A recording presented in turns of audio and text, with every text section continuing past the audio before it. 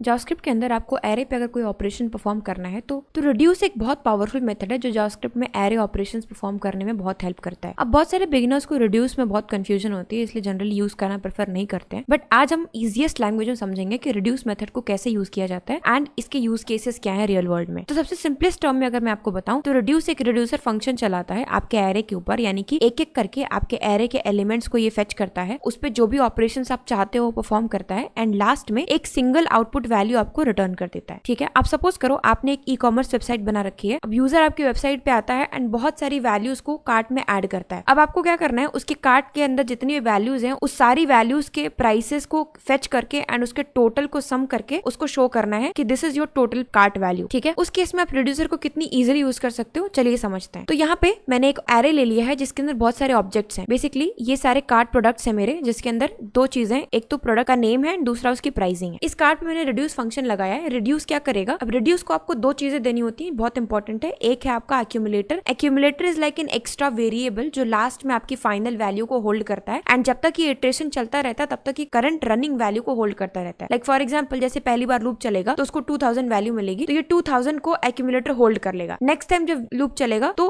800 मिलेगा, तो 800 प्लस 2000 को एक्यूमुलेटर होल्ड कर लेगा। तो करंट रनिंग वैल्यूज को एक एक करके होल्ड करता रहता है। इसके साथ साथ एक एक करके आपकी करंट वैल्यू इसके अंदर आती रहती है। तो बेसिकली रिड्यूस एक कॉलबैक फंक्शन आपसे एक्सपेक्ट करता है जिसके अंदर आप दो चीजें देते हो। एक हो गया एक्यूमुलेटर, यानी कि एक एक्स्ट्रा वेरिएबल जो आपकी करंट रनिंग वैल्यू को और लास्ट में फाइनल वैल्यू को होल्ड करता है, एंड प्रोडक्ट जो एक एक करके आपके एरे के एलिमेंट्स को फेच करके देता रहता है। और सबसे इंपॉर्टेंट कि एक्यूमुलेटर की इनिशियल वैल्यू आपको हमेशा डिफाइन करनी होती है। तो यहाँ पे मेरे केस में मैंने 0 रख रखा है क्योंकि मैं प्राइसिंग को सम कर रही हूँ, तो मैंने इनिशियल वैल्यू 0 रख रखी है। अब मैंने क्या किया, एक एक करके अपने प्रोडक्ट्स को फेच किया। अब प्रोडक्ट्स के अंदर मुझे दो चीजें मिल रही है, एक रहा आइटम और एक थी प्राइस। तो मैंने एक्यूमुलेटर के अंदर एक एक करके प्रोडक्ट की जो प्राइस है उसको ऐड कर दिया। तो पहली बार जब ये लूप चला, इंटरनल लूप ही चल रहा है, पहली बार जब ये लूप चला तो एक्यूमुलेटर की वैल्यू थी 0 एंड प्रोडक्ट डॉट प्राइस की वैल्यू थी 2000। ठीक है, तो इसने क्या किया, accumulator plus product dot price किया, तो ये हो गया 0 प्लस 2000 एंड यहाँ से ये रिटर्न कर देता है बिकॉज मैंने यहाँ पे सिंगल लाइन में सारा ऑपरेशन परफॉर्म कर दिया है। मैंने यहाँ पे रिटर्न कीवर्ड का यूज नहीं किया है, बट ये क्या करेगा, इस ऑपरेशन को परफॉर्म करने के बाद रिटर्न कर देगा जो आपकी एक्यूमुलेटर के अंदर स्टोर हो जाएगा। एंड फाइनली जब सारा इटरेशन खत्म हो जाएगा, एक्यूमुलेटर के अंदर फाइनल वैल्यू आ जाएगी, तो ये फाइनल वैल्यू रिटर्न कर देगा जो आपको मिलेगी टोटल प्राइस के अंदर, एंड मैंने वो टोटल प्राइस को प्रिंट कर दिया है। अब इस